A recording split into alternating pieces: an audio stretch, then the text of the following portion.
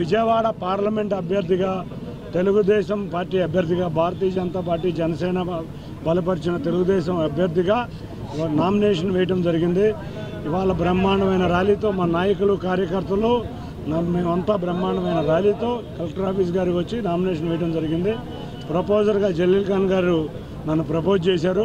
అంతేకాకుండా 7 నియోజకవర్గాల్లోంచి తెలుగుదేశం, జనసేన, భారతీయ జనతా పార్టీ, అంతేకాకుండా ఎంఆర్పిఎస్ కార్యకర్తలు మందకృష్ణ మాదిగ గారి నాయకత్వంలో అందరూ కూడా వచ్చి నాకు సపోర్ట్గా నిలిపించేందుకు అందరికీ పేరు పేరున ధన్యవాదాలు తెలుపుకుంటున్నాను.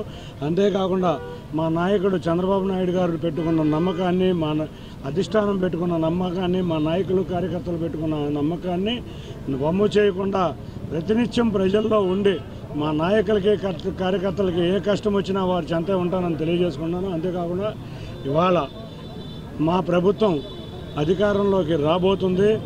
రాష్ట్రంలోనే కాదు దేశంలో కూడా ఎన్డీఏ ప్రభుత్వం అధికారంలోకి రాబోతుంది. మేమందరం కలిసికట్టుగా ఉండి ఇవాళ రాష్ట్రం ఎంతో అభివృద్ధి కుంటిపడిపోయింది, సంక్షేమం లేదు, పిల్లలకు ఉద్యోగాలు లేవు. మా చంద్రబాబు నాయుడు గారు అధికారంలోకి రాగానే మేము మా కళల రాజధాని అమరావతిని నిర్మించుకుంటాం. అంతేకాకుండా విజయవాడ ప్రాంతంలో పలు సమస్యలు ఉన్నాయి. వాటన్నిటికీ ముఖ్యంగా అతి త్వరలో మా మేనిఫెస్టో రిలీజ్ చేస్తాం. ఆ మేనిఫెస్టోలో అన్నింటినీ సామాన్య ప్రజల జీవన ప్రమాణాలు పెంచడమే మన మేనిఫెస్టో యొక్క ముఖ్య ఉద్దేశం. మా 7 అభ్యర్థులతో కూడా కలిసికట్టుగా ఉండి మేనిఫెస్టోని అతి త్వరలో రిలీజ్ చేసి తప్పకుండా ఘన విజయం సాధించబోతున్నాం.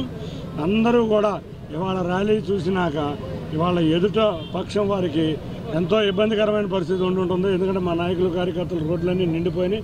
విజయవాడ నగరం మొత్తం పసుపు మయమే కాకుండా జనసేన కార్యకర్తలు, భారతీయ జనతా పార్టీ తెలుపు, పసుపు, కాషాయం మయమైపోయింది. అది అందరికీ ఈ విజయోత్సవ ర్యాలీలాగా అనిపించింది. ఈ నామినేషన్ ర్యాలీకి వచ్చిన మా నాయకులకి కార్యకర్తలకి 3 పార్టీల అధ్యక్షులకి, ఇన్ఛార్జీలకి, వార్డు అందరికీ కూడా పేరు పేరున ధన్యవాదాలు తెలుపుకుంటా. ఇంకొక 22 రోజులు మేము అశ్రద్ధ వహించకుండా కష్టపడతాం. తప్పకుండా 7 నియోజకవర్గాల్లో మా నాయకులు కార్యకర్తల సపోర్ట్తో చంద్రబాబు నాయుడు గారికి 7 నియోజకవర్గాలు గెలిపించే ఎన్డీఏ అభ్యర్థుల్ని వారికి కానుకగా ఇచ్చి ఘనంగా అసెంబ్లీకి తీసుకువెళ్ళి ముఖ్యమంత్రిని చేసుకుంటాం. Thank you.